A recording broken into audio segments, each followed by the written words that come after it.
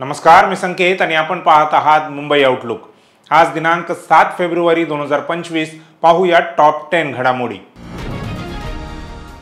काँग्रेस नेते राहुल गांधी यांनी दीर्घ कालावधीनंतर महाराष्ट्रातील विधानसभा निवडणुकीबाबत एक पत्रकार परिषद घेतली आहे। या पत्रकार परिषदेत त्यांनी मतदार यादी आणि वोटिंग पॅटर्नमध्ये अनियमितता आढळून आल्याचा आरोप केला आहे।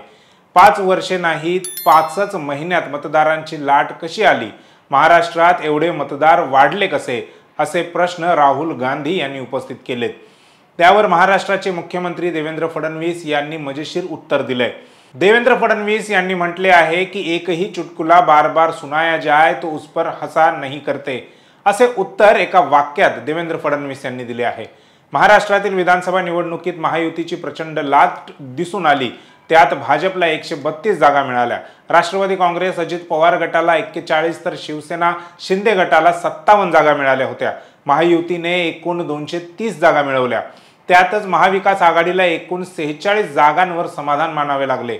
त्यात ठाकरेंच्या शिवसेनेला 20, शरद पवारांच्या राष्ट्रवादीला 10 तर काँग्रेसला 16 जागा मिळाल्या होत्या।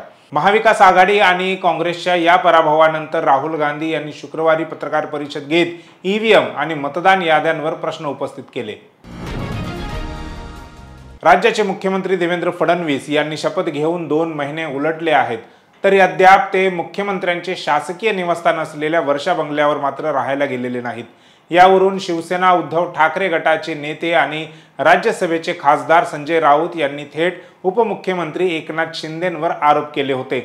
एकनाथ शिंदेंनी तेथे कामाख्या मंदिरातून आणलेली रेड्याची शिंगे पुरली असलेले देवेंद्र फडणवीस तिथे राहायला जात नसल्याचा दावा संजय राऊतांनी केला होता। यावरून सध्या उलटसुलट चर्चा सुरू आहे।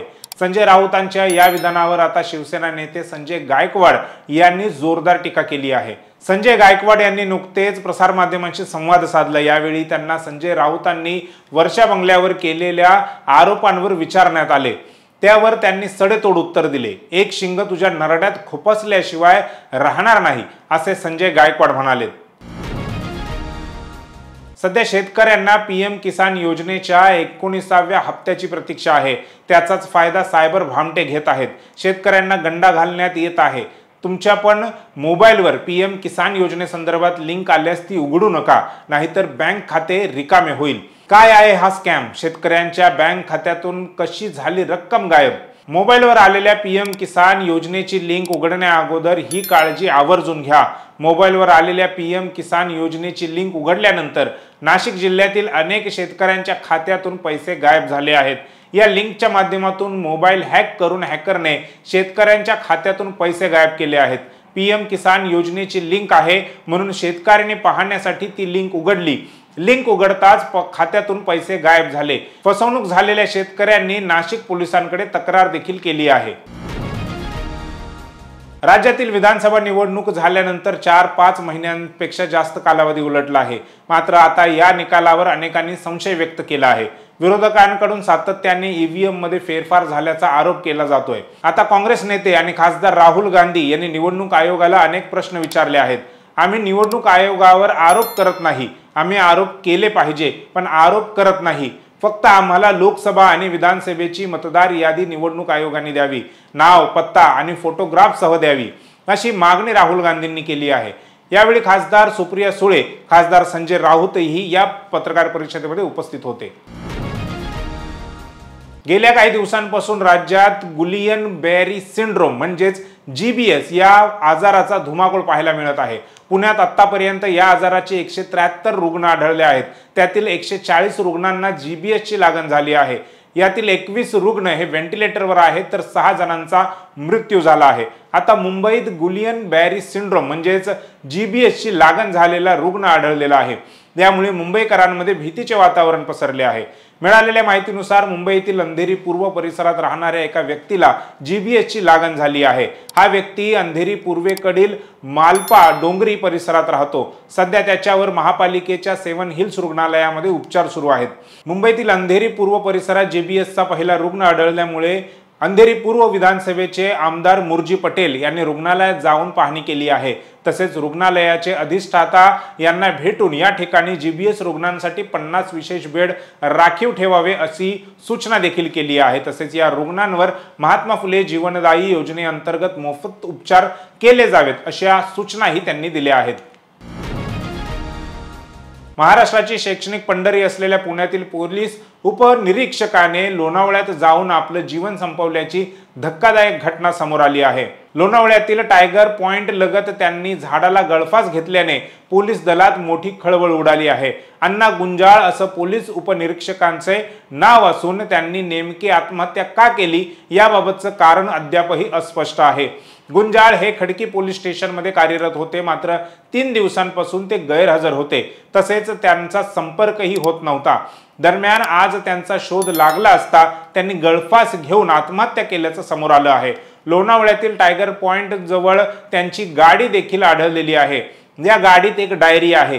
कदाचित या डायरीमध्ये त्यांच्या आत्महत्येमागचं कारण दडलेलं असू शकतं। पोलिसांकडून त्यांचा मृतदेह ताब्यात घेण्यात आला असून पॉइंटवर असलेली गाडीही पोलिसांनी ताब्यात घेतली आहे। देशभरात प्रयागराज येथील कुंभमेळ्याची चर्चा असून देशाच्या कानाकोपऱ्यातून भाविक कुंभमेळ्यात पवित्र स्नानासाठी एकत्र येत आहेत। त्यामध्ये अगदी प्रधानमंत्री नरेंद्र मोदींपासून ते सर्वसामान्य नागरिक व सेलिब्रिटींचाही उत्साह दिसून येत आहे। मराठी सिनेसृष्टीतील अभिनेता आणि निर्माता स्वप्नील जोशी देखील महाकुंभ मेळ्यात पोहोचला असून त्याने आपल्या मित्रांसमवेत पवित्र स्नान केले। महाकुंभ मेळ्यात स्नान करणं हा दैवी आशीर्वाद असल्याचे स्वप्नील जोशीने म्हटले आहे। प्रयागराज येथे सुरू असलेला महाकुंभ मेळा भारतासह जगभरातील लोकांच्या आकर्षणाचा केंद्रबिंदू ठरतोय आणि जगभरातील भक्तांनी या महाकुंभ मेळ्यात खास हजेरी देखील लावली आहे। प्रयागराजमधील त्रिवेणी संगम येथे जाऊन स्वप्नीलने खास स्नान केले, पण भक्तिमय वातावरण सुरू असलेल्या या सोहळ्याची झलक त्याने व्हिडिओच्या माध्यमातून सोशल मीडियावर देखील शेअर केली आहे। स्वप्नील हा खास अनुभव शेअर करत म्हणतो, 2025 मधला सगळ्यात अविस्मरणीय अनुभव आहे। महाकुंभ मेळ्यात उपस्थित राहून पवित्र स्नान करण्याचा योग आला। खूप सकारात्मक ऊर्जा अनुभवून डोळ्यातून आपसुक आनंदाश्रू आले। या अद्भुत संगमाचे साक्षीदार होणं दैवी आशीर्वाद वाटतो असे स्वप्नीलने म्हटले आहे। भारतीय सैन्याने जम्मू काश्मीरमध्ये मोठी कारवाई केली असून भारतीय सैन्याचे 8 पाकिस्तानी घुसखोरांना ठार केले आहे। यामध्ये 2 ते 3 पाकिस्तानी लष्करांचाही समावेश असल्याचा दावा करण्यात येत आहे। ही घटना 4 फेब्रुवारीच्या रात्री घडली। मिळालेल्या माहितीनुसार ही घटना पूंछ जिल्ह्यातील कृष्णा व्हॅली जवळ घडली। घुसखोरांचा उद्देश भारतीय चौकीला लक्ष्य करणे हा होता। भारतीय लष्कराच्या जवानांनी पाकिस्तानच्या बॉर्डर ॲक्शन टीमवर हल्ला केला। ही टीम सीमापार कारवाईत तज्ञ आहे। या कारवाईत मारले गेलेले दहशतवादी अल बद्र ग्रुपचे सदस्य असू शकतात। काही दिवसांपूर्वीच पाकिस्तानचे प्रधानमंत्री शहबाज शरीफ यांनी भारतासोबतचे सर्व प्रश्न चर्चेद्वारे सोडवू असं सांगितलं होतं। दरम्यान आता ही घुसखोरी केल्याचा प्रयत्न समोर आला आहे। 2024 मध्ये झालेल्या विधानसभा निवडणुकीत ठाकरे गटाचा दारुण पराभव झाला। यानंतर आता स्थानिक स्वराज्य संस्थेच्या निवडणुकीसाठी सर्व पक्षांनी मोर्चे बांधणीला सुरुवात केली आहे। ठाकरे गटाने मुंबई महानगरपालिकेवर सत्ता स्थापण्यासाठी आत्तापासूनच तयारीला सुरुवात केली आहे, परंतु ठाकरे गटाला एकामागून एक धक्के बसत असून पक्षातील गळती थांबताना दिसत नाही।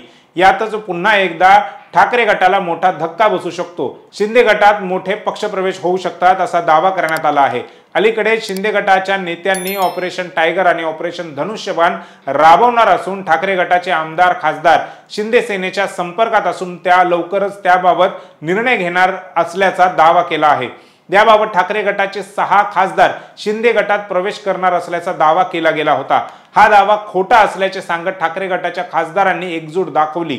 या घडामोडींवर शिवसेना शिंदे गटाचे नेते आणि मंत्री उदय सामंत यांनी सूचक प्रतिक्रिया देत पुढे नेमके काय घडणार याबाबत सूतोवाच केले आहे। भारताने इंग्लंड विरुद्ध 3 सामन्यांच्या वनडे मालिकेतील पहिला सामना जिंकून 1-0 ने आघाडी घेतली आहे।